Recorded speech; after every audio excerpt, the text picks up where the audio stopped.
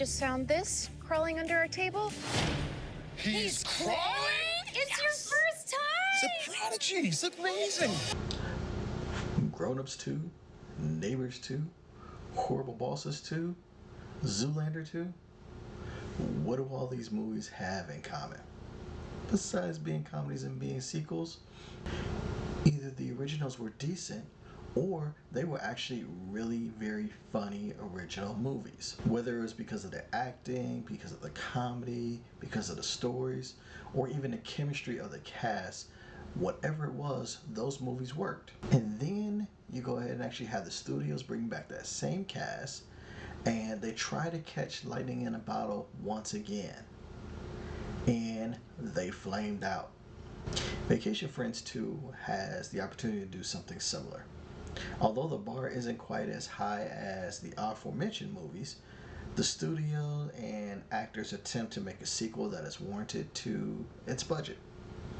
Let's examine to see if it's actually worth it or not. You see, I watch movies that are exclusive to streaming services. They're nowhere in the theaters, and I go ahead and actually judge them and see, hey, are they worth your time or not? I watch them so you don't have to. If you like how that sounds, do me a favor, click like, share, subscribe. And now, let me get into this review. Vacation Friends 2 premiered in August of 2023 on Hulu. It has a runtime of 1 hour and 45 minutes, and it stars Little Rel Howery as uptight Marcus, Yvonne Orji as wife Emily, John Cena as their wild friend Ron, and Meredith Hagner as Ron's equally wild wife Kayla. So this is what we got as a premise for Vacation Friends 2. A couple who meets up with another couple while on vacation in Mexico sees their relationship take an awkward turn when they get back home. It's kind of like a generic synopsis, so that's what they actually have on the sites and all that kind of stuff. I'll dive a little bit deeper into the storyline for you as I kind of go through the review. But just to go ahead and actually hear that synopsis and the stars in this, I'm going to say that these kind of comedies are largely hit or miss for me. Mostly they're a miss. So I'm going to consider myself a casual viewer here. I'm not the main target audience for this type of movie. And I feel that's important for you to know, just so that you know exactly where your reviewer is coming from. Okay? So I'm a casual for it. Let's see. Now, I want to give you my expectations as a casual viewer to these types of comedies of what's going to engage with me in order to go and actually keep my attention and warrant good marks from me as a casual viewer. So first and foremost, give me some memorable funny scenes. I don't care if you are talking about Zoolander with the blue steel eyes, or if you go ahead and actually talk about Anchorman 1, and we go ahead and actually talk about San Diego, and just there's plenty of memorable scenes, and Dodgeball is one of my favorite of all time, and there's plenty of memorable scenes in there. If you want to go ahead and actually be a successful comedy to a casual viewer, it's got to go ahead and actually have iconic moments or two that people that will never forget. So that's what I'm looking for first and foremost. Secondly, I'm going to go ahead and actually look for likable characters. Characters that I can identify with, characters that make me smile.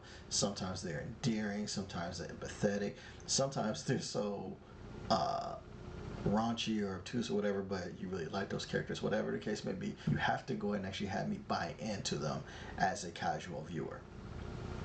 And then the last one is chemistry. When you're going to actually do an ensemble cast like this, and like I said, we got Little Rel Howery, John Cena, Yvonne, Meredith. There's also Steve Buscemi is in this. And there's a couple other notable characters on here, Ronnie Chang, things of that nature, that there's got to be chemistry with the people that are acting in these types of comedy films. Otherwise, it kind of falls apart. You kind of read that if people don't like each other or they're forced to work together, you can kind of read that in those types of movies. So those are some of my expectations as a casual viewer. Now, let's get into the actual review. Now, most comedies that are destination types of comedies have flimsy stories, and this one is no different. Marcus and Emily are taking a vacation to the Caribbean that will double as a career opportunity for Marcus. They'll be meeting up with their wild friends, Ron and Kayla. And of course, the goal is to keep the vacation separate from the business side of things. And you can kind of see where the comedy comes in. You got the crazy couple, got the kind of very, buttoned up type of couple. They're trying to go and keep those two separate. And there's the comedy aspect of their coming in. Now, Ronnie Chang plays Yi Young, a representative of a company that Marcus is trying to impress. So there's another plot point and relationship to follow to kind of keep you on the edge of your toes and things of that nature. Then we have another wrinkle that's introduced in Steve Buscemi, who's Kayla's father, who shows up just unexpectedly, very suspiciously.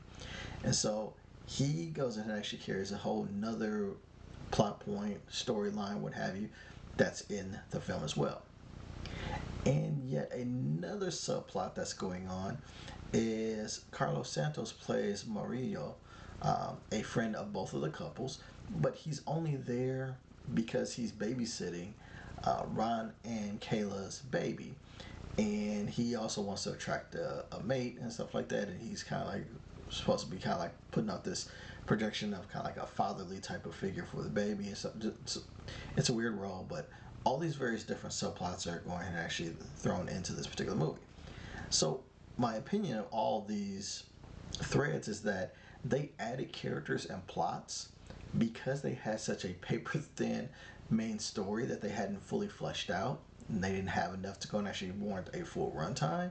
And so they kept writing in characters and weird plots and all this kind of stuff. So for me, that kind of makes the story ridiculous and very weakly connected. It doesn't really flow with much realism. There are a few times where I'm like, they are just stretching credibility, and this is really dumb. Just crazy. The pacing is kind of decent, so it doesn't drag in too many spots, so that's a plus for them. But some of the scenes and plots are so unnecessary that you're also thinking on the other side of it, we didn't need it in here anyways. I will say that the dialogue is pretty decent, and a large portion of the lines that are delivered in this movie are funny due to the delivery or acting of the actors. So, overall, I'm going to say the storytelling, dialogue is decent. It's nothing memorable, but it's passable.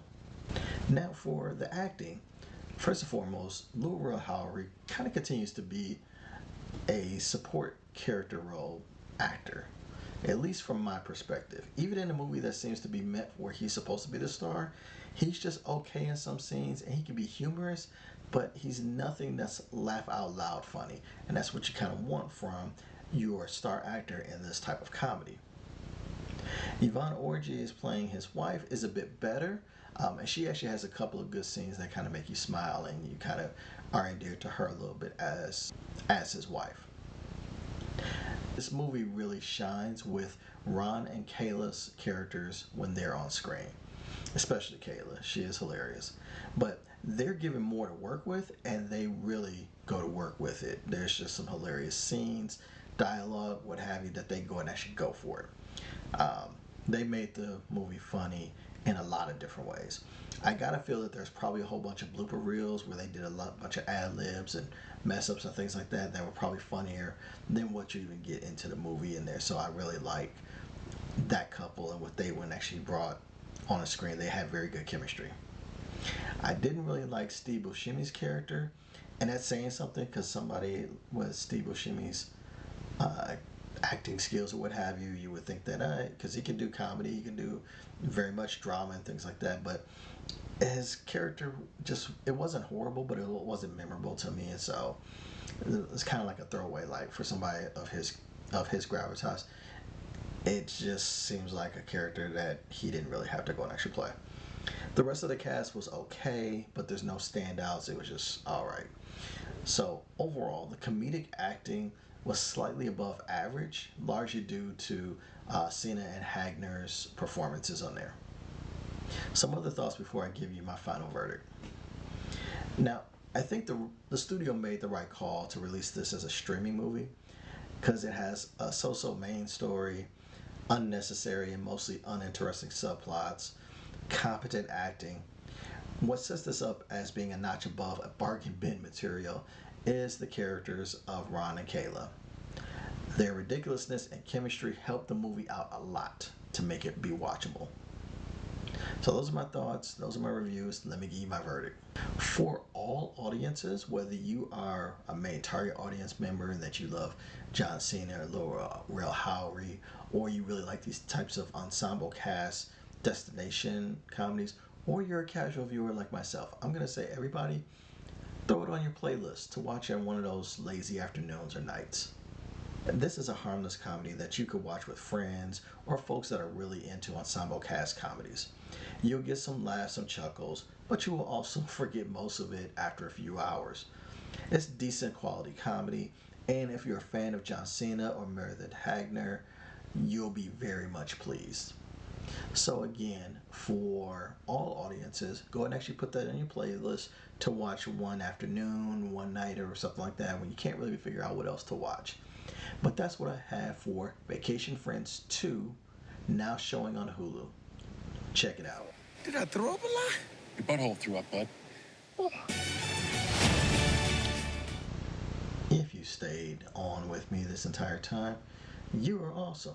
You are great. You should also go ahead and actually give me a thumbs up. Also, if you liked anything else on this that you really just think like, man, I got to hear more reviews from him, go ahead and actually click the subscribe button. Really trying to grow the channel. There's also videos over here that you could go and actually click that this is the algorithm. They think that you might like this review next. But until next time, I'll holla at you. Take care of yourself.